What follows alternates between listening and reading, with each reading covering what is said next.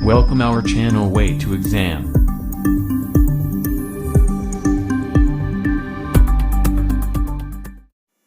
Hello, welcome back to our YouTube channel way to exam. मैं किशन चौहान आपका स्वागत करता हूं।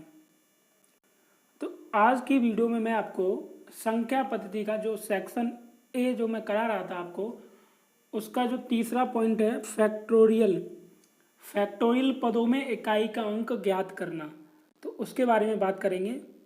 तो देखिए, फैक्टोरियल के जो सवाल होते हैं उसमें जो इकाई का अंक है वो कैसे निकालते हैं। देखिए, अगर आपको ये दिया गया जैसे ये लिखा हुआ है 5 फैक्टोरियल, तो इसको लिखते कैसे हैं। देखिए, 5 फैक्टोरियल लिखा है। एक तो लिखने का तरीका ये होता है, इस प्रकार से लिखते हैं, और दूसरा तरीका हमारा ये होता है या फिर हम ऐसे करके लिखते हैं।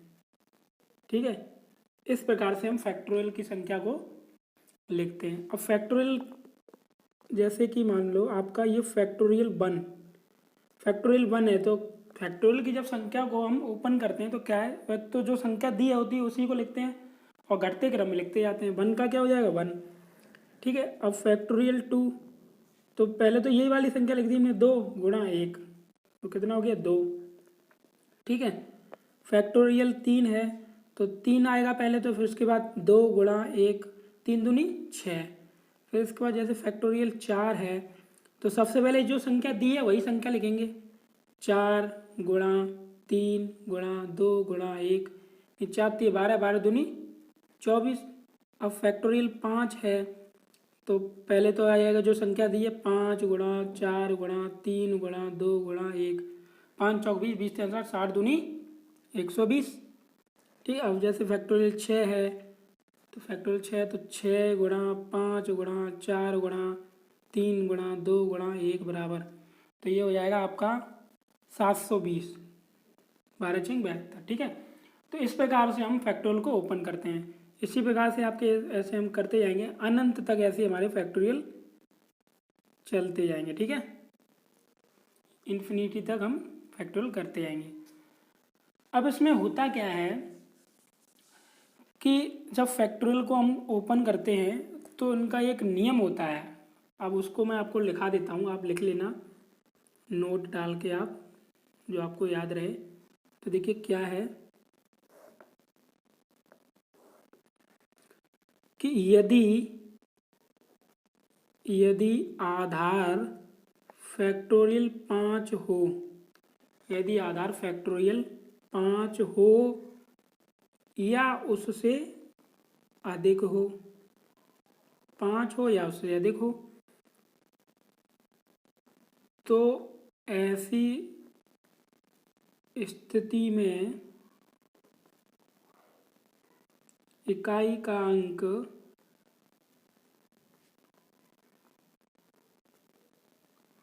सदैव 0 होता है।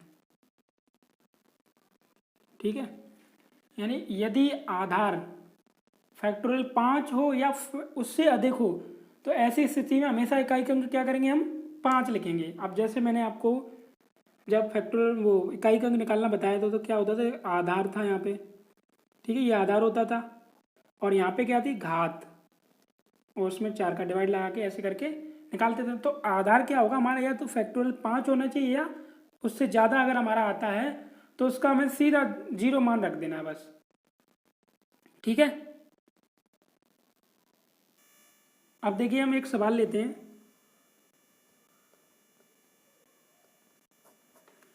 जैसे देखो, हमने लिया फैक्टोरियल 129 में इकाई का अंक बताओ, इकाई का अंक बताओ। तो देखिए इसको कैसे करेंगे।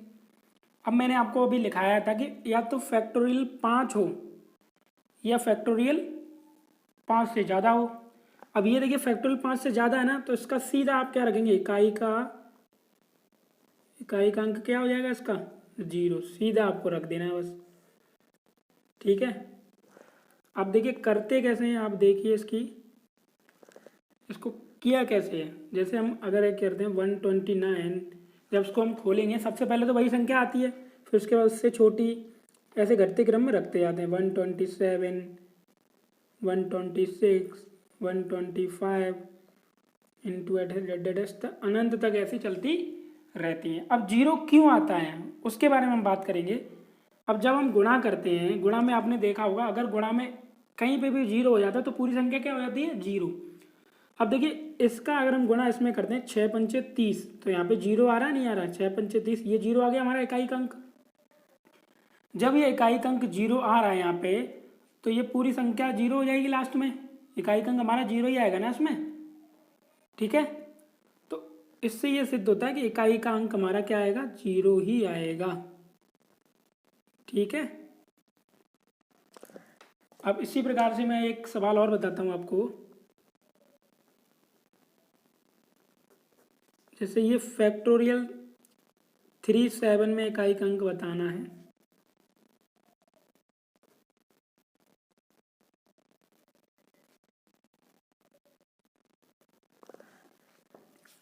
तो ये फैक्टोरियल 5 से ज़्यादा है तो इसका इकाई अंक क्या होगा, जीरो होगा, ठीक है। अब लेकिन करेंगे कैसे, पहले क्या रखेंगे 37, फिर 36, फिर 35 और ऐसे डैश अनंत तक लिखते जाएंगे। अब मैंने क्या बताया है, जब भी संख्याओं का गुणा होता है, मान लीजिए 6 और 5 इकाई के अंक का गुणा हो रहा है, 6 पंचे 30, यानी जीरो आ रहा है, नहीं आ रहा है यहाँ पे, जब जीरो आ रहा है तो इकाई अंक हमारा जीरो ही होगा, ठीक है। आशा करता हूँ आपको समझ में आ रहा होगा। तो इससे आपको ये क्लियर पता चल गया कि इकाई का अंक जीरो क्यों है, ठीक है।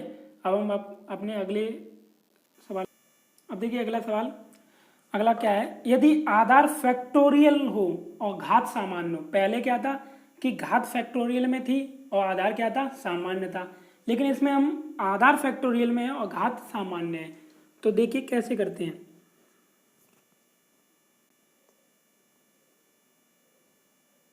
जैसे कि ये दिया है फैक्टोरियल 4 3 और ये घात इसकी दी है 995 में इकाई का अंक बताओ।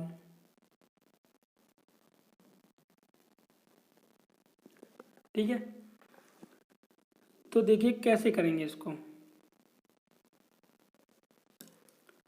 अब देखिए फैक्टोरियल दिया है तो इसको हम कैसे ओपन कैसे करोगे, 43 इंटू 42 इंटू 41 40 इंटू डैश ये अनंत तक जाएगा, ठीक है। और ये इसकी घात 995। अब देखिए यहाँ पे ये हमारा इकाई अंक जीरो आ रहा है, जब ये इकाई अंक जीरो आ रहा है तो आगे भी जीरो ही आएगा, ठीक है। अब ये जीरो आया तो यहाँ पे जीरो की पावर 995, जब जीरो की पावर 995 होगी तो आंसर क्या आया हमारा, जीरो ही आया, इकाई अंक जीरो आया नहीं आया, ठीक है।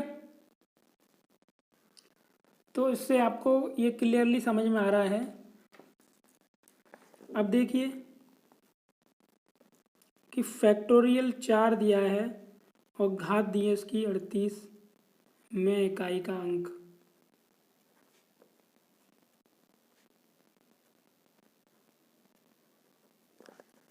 कैसे करेंगे इसको, फैक्टोरियल 4, तो जब 4 को ओपन करोगे ऐसे तो होगा 4 3 2 1 और ये घात कितनी होगी इसकी 38, ठीक है। 4 3 12 12 दूनी 24, 24 की पावर कितनी है 38। अब हम क्या करते थे, 38 में 4 का भाग लगाते थे और जो उसका शेष आएगा वो शेष यहाँ रख देते थे हम। जब 4 का इसमें भाग लगाएंगे हम, ठीक है,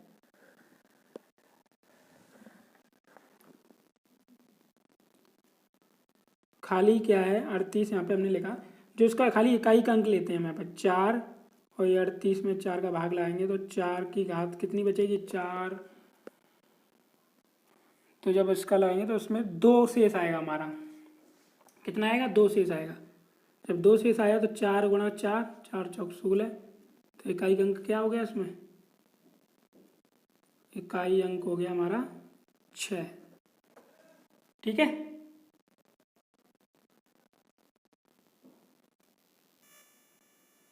ठीक है, मैं आशा करता हूँ आपको ये बहुत ही अच्छी तरह समझ में आया होगा। अब मैं इससे आगे के सवाल को मैं आपको नेक्स्ट वीडियो में बताऊँगा। तो वीडियो देखने के लिए आपका बहुत बहुत धन्यवाद। आपका दिन शुभ हो।